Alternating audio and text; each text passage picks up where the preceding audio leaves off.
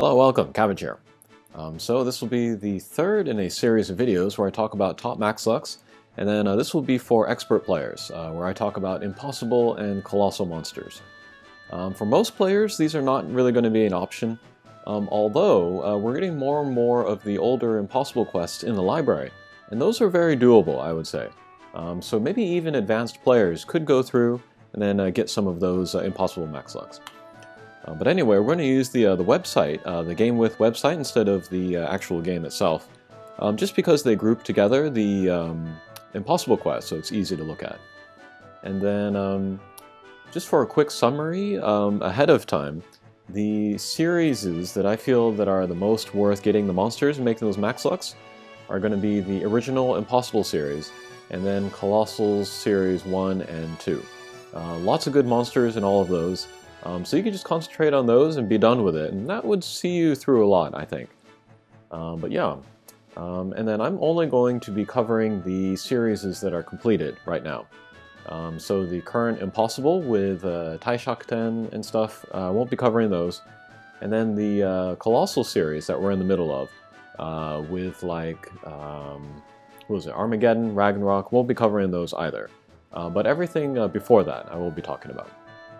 Okay, so first here we got the first Impossible series, and then I'm going to sort of rank these within the series, which are the most important to make the max luck of. And then top tier is going to be Kushinada and Tsukuyomi. I recommend those for 100% of players. They're in the library and they're not too difficult. If we look over here on the right, these are the difficulty ratings according to Game With for these Impossible quests.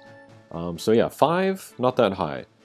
And then, so yeah, first tier, Kushinada, Tsukuyomi. Second tier, which is very close to the first tier, is IZANAMI and Yamato Takeru. And I would recommend Yamato Takeru.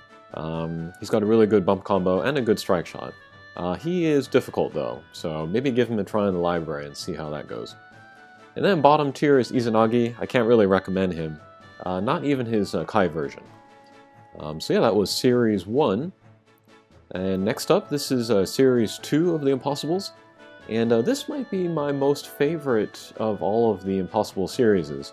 I like all the designs of the characters, and the quests are pretty fun, and I like their abilities as well. But here, you know, looking back at all the years of the game and all the quests, I would say maybe Bishamonten is the only one that's top tier here. Below that would be Ashura and Marishiten. And then lowest tier, which I would say you don't need to make the max luck of, are Daikokuten and Fudomyo. It's weird because Daikokuten on paper looks really, really good. Double null ability, strong bump combo, versatile strike shot, but they're just not really needed anywhere. So that's why I say you don't really need to make the max luck of these. Okay, and then next is the Zero series.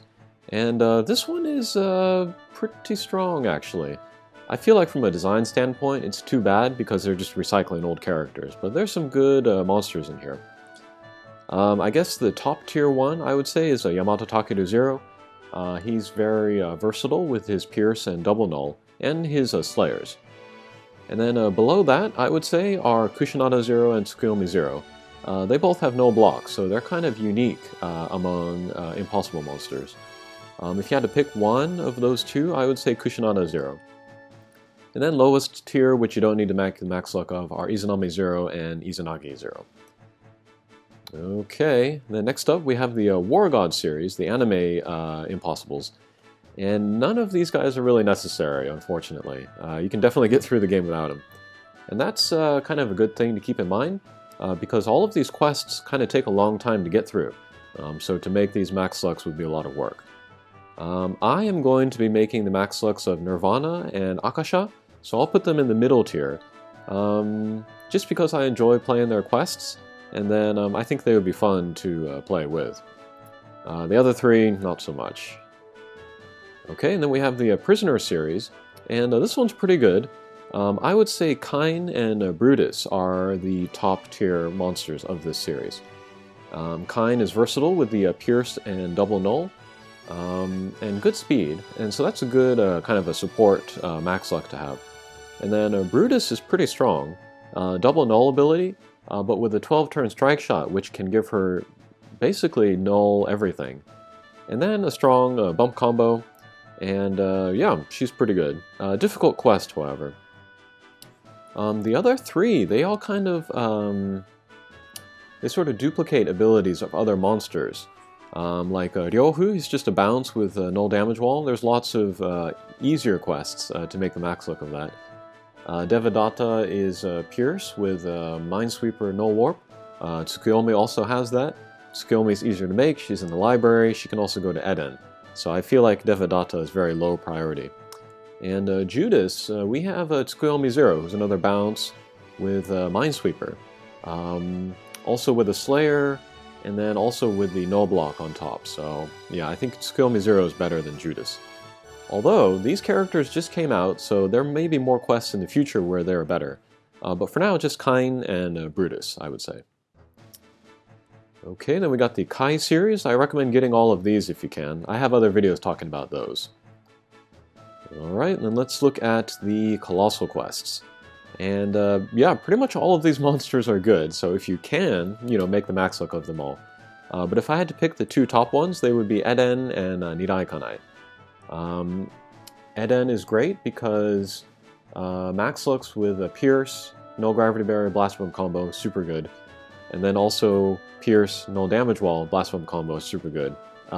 He or it or they have both, which is crazy.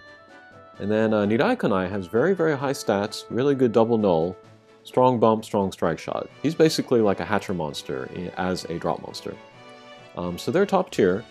Right below them, almost top tier, are Yomi and Avalon, so they're really good. Shambala, I don't think she's necessary. There are a couple quests where she's good, but there are alternatives to her. But definitely get like one of her at least. You can use her like in the Tower of Champions or Yamato Takeru 0. Alright, and then finally we'll look at the second Colossal series. And again, all of these guys are really good, so if you can make the max look of them, do that. Top tier, I would say, are Holdai and Magmel. Holdai is basically another Hatcher monster as a drop monster. She's got a triple null ability, which is crazy, a grand command strike shot, which is crazy. Yeah, I call her Kushinada 2.0. She's just better than Kushinada, basically. Does a lot of the same things. Magmel, you basically want them for their bump combo, which is copy. Especially since Mana came out. Having copy is really, really great, and for that reason, Magmel's kind of future-proof, because as long as like new and stronger bump combos come out, Magmel will always be able to take advantage of them. So yeah, Magmel's pretty great. Also a Pierce with a double null, so very versatile. Right below them, also really, really good, are Arcadia and Kanan. Arcadia has double null, Kanan has triple null. Again, good bump combos, good strike shots. Last would be El Dorado. I wouldn't work on him at all. He's only got the single null ability. He's a bounce with null gravity barrier. And there's lots and lots of light monsters with that null ability sling style combo. So you don't really need him. He has recovery and status recovery, but there are very, very few quests where both of those are necessary, so I would skip on him. So yeah, that was a quick look at all of the Impossibles and Colossals. And if I had to pick just three to make the max luck for everybody, I would say Kushinada, Tsukuyomi, and Eden. And then if you make Tsukuyomi, you can use her in Eden, so that works well together. And so yeah, hopefully that was helpful, and hopefully that gives you some goals for the near and far future. Alright, thanks for watching, and we'll see you again. Take care.